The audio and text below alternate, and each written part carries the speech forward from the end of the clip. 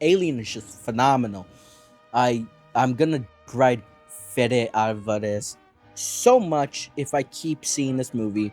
Am I good? Is the light good? I think so. It should be. It's literally the same setup as last time. But welcome, ladies, gentlemen, and NBs, to our weekly little talk show that is a couple days late after I started it because I feel like shit. I don't know what happened. I have a scratchy throat. I have mucus building up. I feel terrible. Well, not too bad. I managed to play 6 hours of gaming last night, but that's irrelevant. We're talking about movies.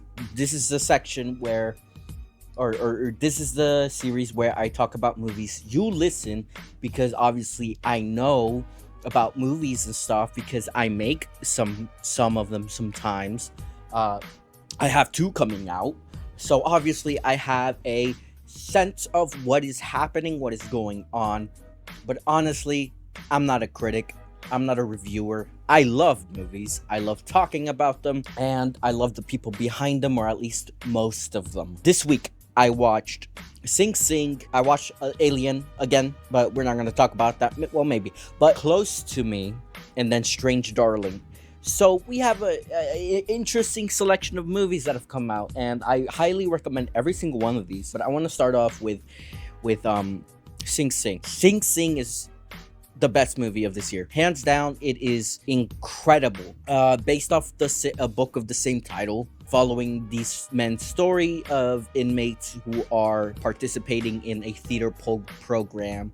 They put on plays and such. So it takes you on this journey of these men in prison who are trying to grow, who are trying to cope with their current situation. It humanizes prisoners, and that's incredibly important.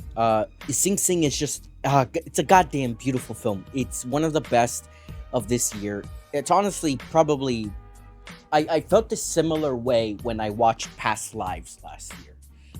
I just sat there in the theater as it ended, and I couldn't move. I couldn't think. I couldn't breathe. This film embalms you in such a way, and it just transports you into this journey, into the lives of these real people. And just, it's transformative. It's just one of those movies, and my God, the two leads of the films, I'm blanking on their names, but one of them is Coleman Domingo. He is just phenomenal. I'm going to be so for real. If they don't get nominated for Best Actor, Best Supporting, fuck the Oscars, you know? I'm already sick of them.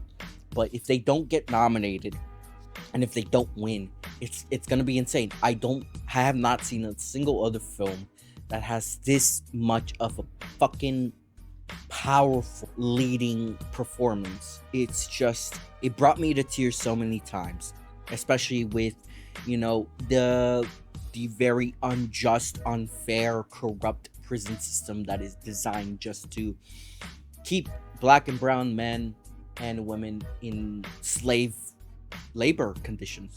You know, prisoners work on barely a couple cents an hour. It's completely insane how the prison system works, and it obviously needs reform. It's just a fucked up justice system. It continues to get innocent men in prison. You see these stories time and time again.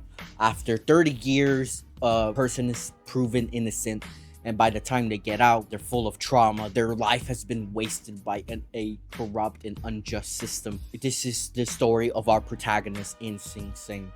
So it is a phenomenal film. Incredible work by Coleman Domingo and the rest of the cast. The next one, Close to Me. Close to Me was incredibly interesting. It stars Elliot Page as a post-transition transgender man. This is a story by Elliot Page and a co-writer. It is incredibly slow-paced, and it's an incredibly personal film.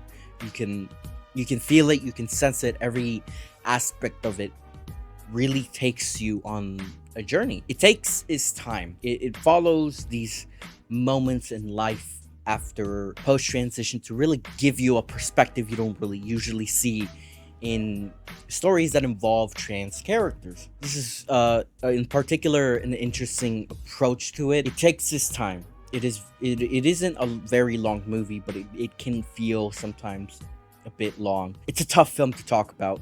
There is a lot of personal stuff. There's a lot of intimacy. There's a lot of things that, you know, personally, I'm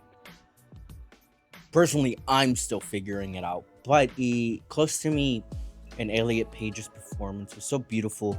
It captured such a rawness to the experience of a transitioned person, and what that experience sometimes becomes, you know, surrounding yourself with family after you transition, that sense of like they love you, they may not fully understand, but they're supportive, and still dealing with some mild transphobia and some explicit transphobia that people often ignore or just brush on the side because you know them, they're your boyfriend, they're your husband, they're your partners, they're your homies, so I'm not gonna call them out on their transphobia. I'm just gonna tell the trans person, hey, just they're learning, they're growing.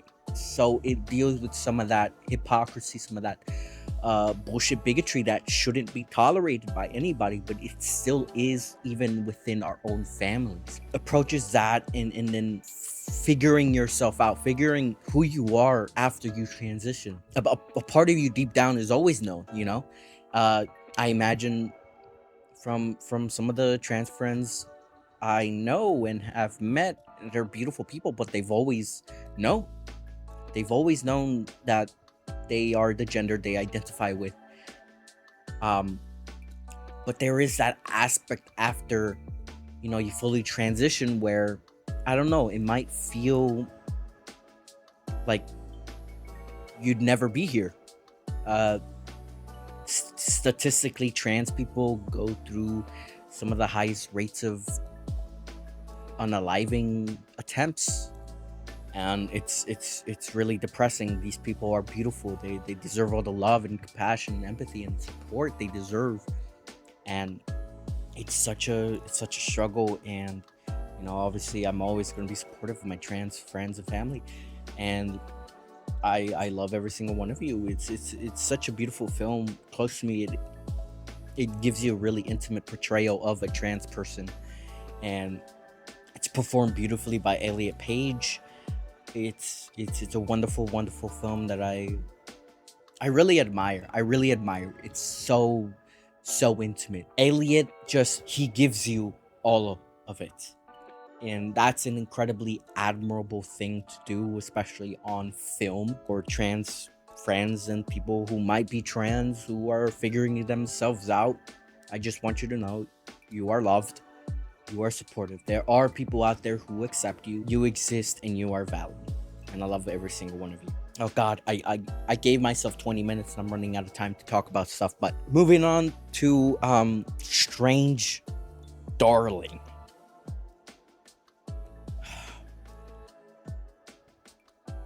Let me just say, Strange Darling is one of the most fucked films I've seen this year.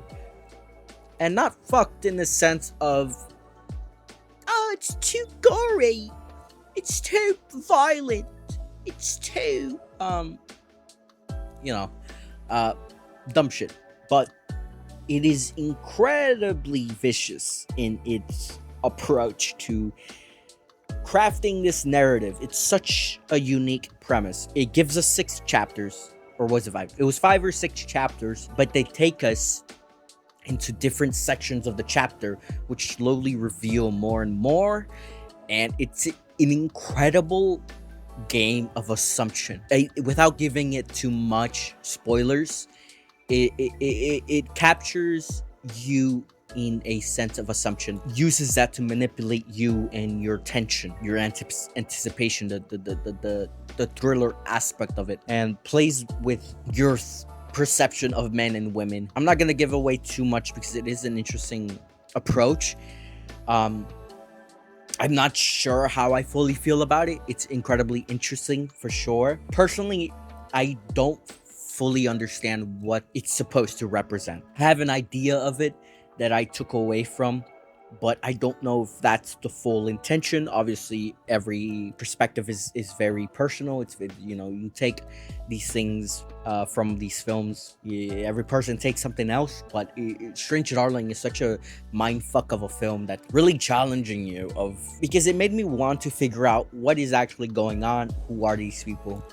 Who are these people really? I need a rewatch to really feel confident about my thoughts on it. So I can't really give away too much, and I think it's such a unique film to be able to view it as blind as possible. I've never seen a proper trailer for it, which is probably the best route to go for because I feel the trailer might give you a different expectation than what the film ends up being ultimately. But I think it's an incredibly unique and interesting approach to telling a story, to telling I guess a horror thriller sense. It's incredibly crafted though. The performances blow you out of the water. It's just, oh my god damn, man. I'm just so happy with the current state of film. It's banger after fucking banger.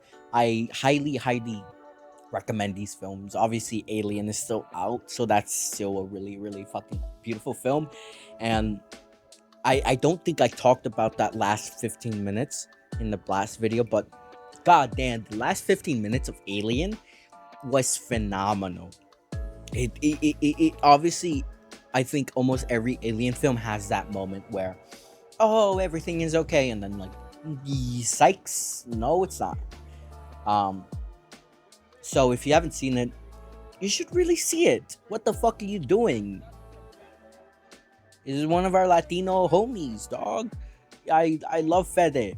I'm always going to love Fede, and he's phenomenal. His work on Don't Breathe, on the Evil Dead 2013 remake, it's just incredible. Alien is amazing. I can't, I can't rewatch it again, or I'm gonna keep talking about it. But Alien is just phenomenal. I'm gonna dick ride Fede Alvarez so much if I keep seeing this movie, and I don't want every single video to just have a section where I talk about Alien and Fede. I don't know, man. I love that guy. He's just wonderful. But anyways, hey, like and subscribe. This is gonna be a weekly thing. This one's a little bit late because I'm sick and I'm dying. But this is a weekly movie roundup stuff. I like movies. I like talking about them, and I like making movies. I like making movies. I hope you enjoyed it. I had fun doing this. Like and subscribe. I don't know how I'm gonna end these videos, but dude, I'm being so for real. I'm using all of my energy right now. I am teetering on the edge of exhaustion, pure exhaustion, because I still have some work to do, and I can't just like play video games and take medicine because I am so tired. I don't know what's going on with me. I feel like shit. I hope you guys enjoyed the video. This is gonna be a weekly thing. Like and subscribe. Stick around. We got one more episode of Spotlight coming out this week. I'm gonna make sure, and we are pre-production on something really cool. I'm really excited. We're gonna be shooting 3 episodes this month. I'm gonna hopefully shoot a couple more in the coming months. But it's gonna be a proper thing, you know. I'm figuring out schedule stuff. I'm still editing a bunch of stuff. 20 minutes. But 2 new films we got coming out. This is the section where I talk about the stuff going on for Pink Eye Pictures. So, anyone who's not interested can just kind of like fuck off. I'm kidding. Don't. We are making films. I got 2 of them coming out soon, next month. We got a date for screening. So if you're Houston local, you should pull up. But it's gonna be fun. It's gonna be beautiful. I'm really proud of these 2 films. I'm really excited to talk about more. We got a trailer for one of them out. The next one I'm just gonna kind of like throw out there, surprise people. But thank you so much for watching. My name has been Sergio Javier Valverde. I'm the head of Pink Eye Pictures. Oh fuck, I'm dying. I'm a Mexican filmmaker. And please support us by liking and subscribing. It really helps in motivating to continue creating stuff. I got nothing to plug. Have fun, guys. Have a good summer. Or good fall, I think. I don't know. It's Texas. It's hot all the time. Bye.